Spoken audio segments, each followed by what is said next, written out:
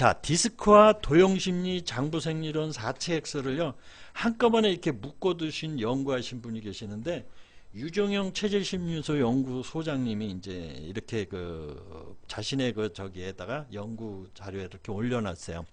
자, 우리가 보통 자료를 이렇게 이제 저기를 하면 시계 방향으로 배열을 하는데 요거는 이게 반대쪽으로 돼 있어요. 요거는 이제 연구자가 저기 하는 부분을 임의적으로 바꾸면 안 되기 때문에 그대로 제가 자료를 올렸는데요. 여기 보시면 이제 아까 장부생이론 같은 경우에는 여기 이제 그 불, 그 다음에 시계 방향이 아니라 반대로 돼 있으니까 풍, 바람, 그 다음에 이제 점액질이 이제 물, 그 다음에 땅 이렇게. 아, 중간중간이요. 한번 더 말씀을 해보시죠.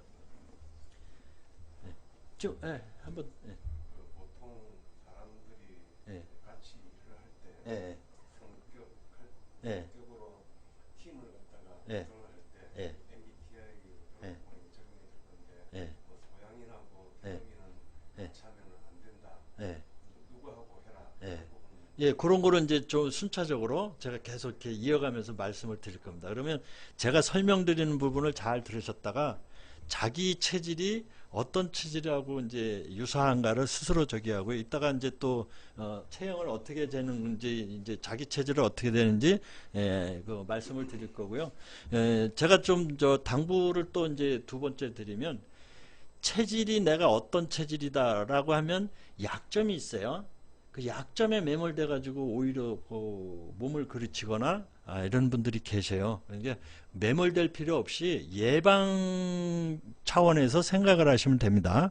근데 너무 뭐 내가 소음인이다 그러면 예를 들면 부정적인 약점 같은 거 있어요. 저 같은 경우에는 이제 뭐 이렇게 위장병이 많이 먹고 막 이러다 보니까 알코올 중독자 터액민들이 많고, 소음인들은 이 아름다운 이제 미남 미녀가 많다 보니까 미를 자랑하다 보니까 벗고 다니잖아요. 그리고 배꼽 뒤내놓고 다니는 이런 분들이 암 환자가 많다는 뭐 이런 얘기하면 어떤 사람은 막 기분 나빠가지고요. 뭐 이제 이야기 다 듣고 있다가 자기 이 소민 부분이 이제 일본에서도 자기 체온의 1도를 높여라는 책 혹시 이제 기억하시는지 모르겠어요. 일본에서 그 센세이션을 일으켰던 이 책이 있는데 이 부분이 소음인들한테 적용이 되고요.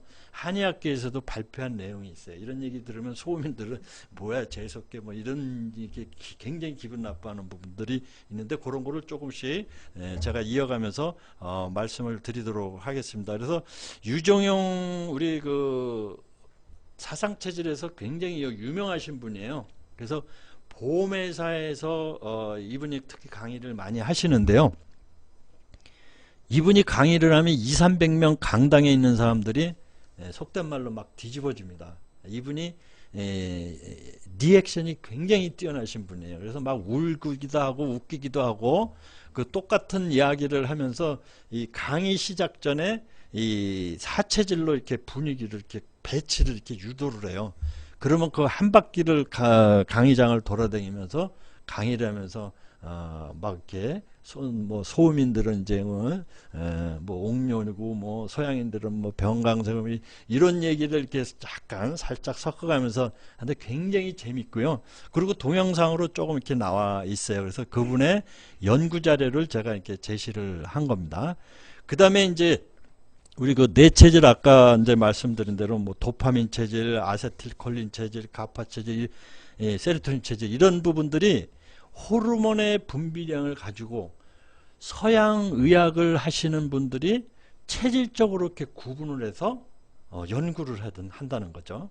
그래서 아까 칼 구스타프 융의 분석 심리학자가 동양 철학을 서양 철학에 하면서 이 키네시오로지라고 하는 에너지 역학이 1960년대에 있죠. 학문으로 공식 인정된 학문이에요. 그런데 우리는 좀 이렇게 종교적으로 배타적인 이런 부분을 갖고 있다 보니까 에너지에 대한 연구가 굉장히 좀 처져 있어요. 그래서 그 프레임에 이렇게 딱 갇히면 연구가 안 되는 이런 부분들은 좀 이게 좀 생각할 바가 있겠죠. 그래서 이 동양의학과 서양의학의 이 결합으로 해서 범위가 이제 굉장히 폭넓게 국민들, 시민들에 대한 건강에 대해서 이렇게 다양적으로 연구가 되고 있다라는 것을 말씀드리고요. 여기에 이제 디스크나 MBTI나 애니어그램의 이 피라미드 구조에 제가 사상 체질이 이제 요거는 제가 집어넣은 겁니다. 아직 논문으로 검증된 건 없지만 이 사상 체질의 체형과 성격, 행동력, 심리, 식습관, 건강 뭐 여러 형태로 해서 이 딱 제가 이제 쭉 말씀을 드리면 저분은 어떤 스타일이고 쟤는 왜 저래가 아니라 그래서 그랬구나라는 이해하는 부분으로 가시면 오늘의 제가 정보 전달에 이거 지혜롭게 사용하는 이런 해안을 갖고 계시리라고 믿고 이제 말씀을 드리고요. 모두의 처음에 이제 제가 그 말씀을 드렸던 겁니다. 악용하지 말아라는 뜻을 드렸던 부분이요. 이렇게 폭넓은 부분이 한의학자이기도 한 우리 김대원 박사님이 한의사이신 이분이 체질을 알면 MBTI나 애니어그램처럼 기질과 성격, 인간관계 총체적으로 아우르며 적성질로 자녀교육, 자기개발 여기에 성공과 행복까지 한 번에 관통하는 인생지대를 그려준다라고 이야기를 했어요. 열체질을 알면 성공이 보인다. 이분이 이 책을 썼는데 이게 베스트셀러예요. 그래서 요거를 한번 읽어보시면 한번 체질에 대한 어떤 아웃라인 부분이 가질 수 있어요.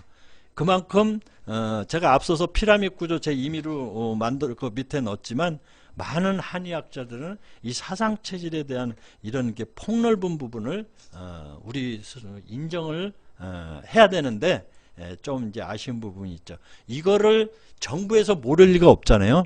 네. 그래서 이제마 프로젝트라고 하는 이런 부분이 있어요.